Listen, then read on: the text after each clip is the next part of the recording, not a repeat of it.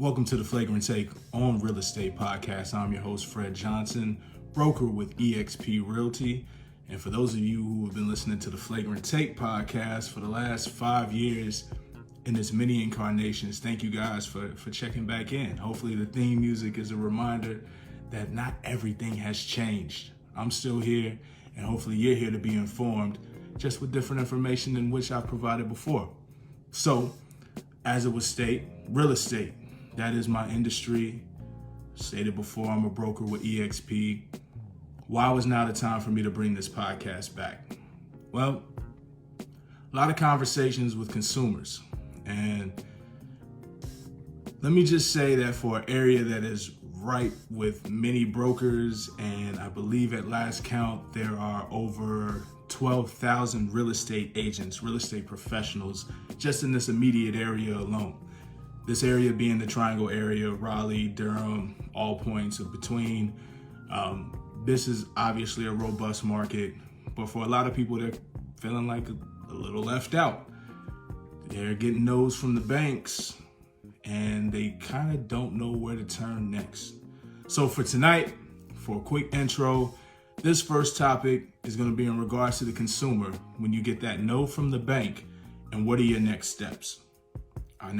For now, I'm speaking strictly to those who are interested in eventually buying their first home.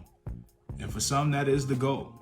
And when you hear that no from the bank, I know how disheartening that can be. I've worked with individuals who have gone through that.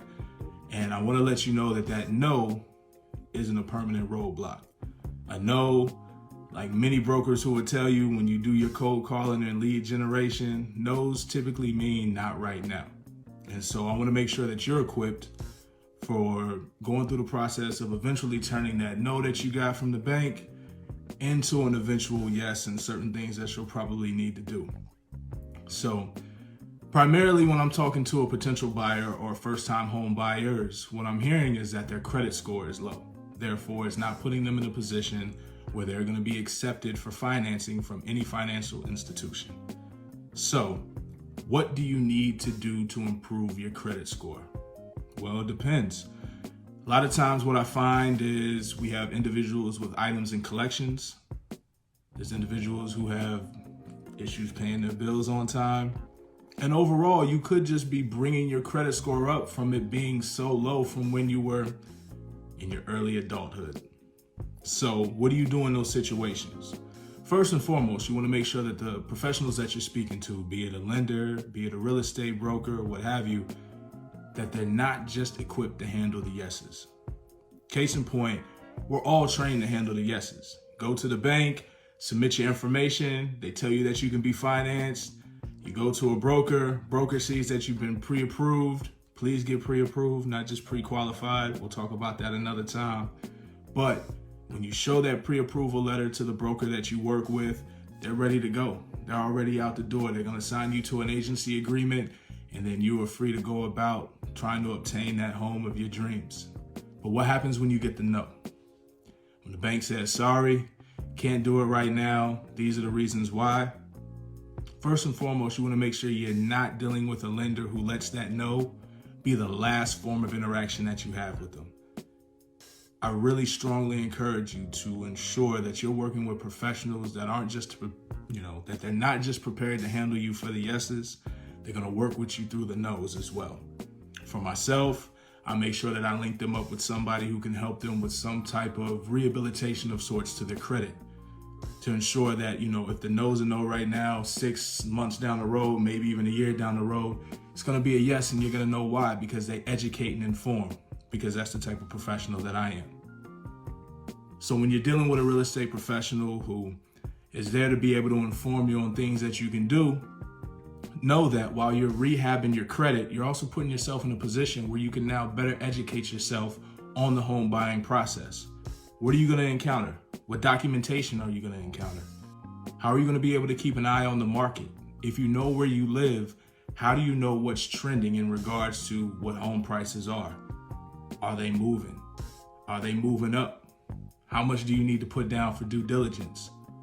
What is your due diligence period? there's a lot that you need to be educated on in the home buying process that even if you get the no for the time being, you're going to be able to still go out and execute your game plan when that time comes. So first and foremost, just taking care of your credit, rehabilitating your credit, pay those bills on time, items and collections, pay them off or work with the company on some type of settlement. And then when banks go back and they look and not only see that improvement, they want to make sure that you are a credible buyer. Are you a credible client? Because that's going to mean everything.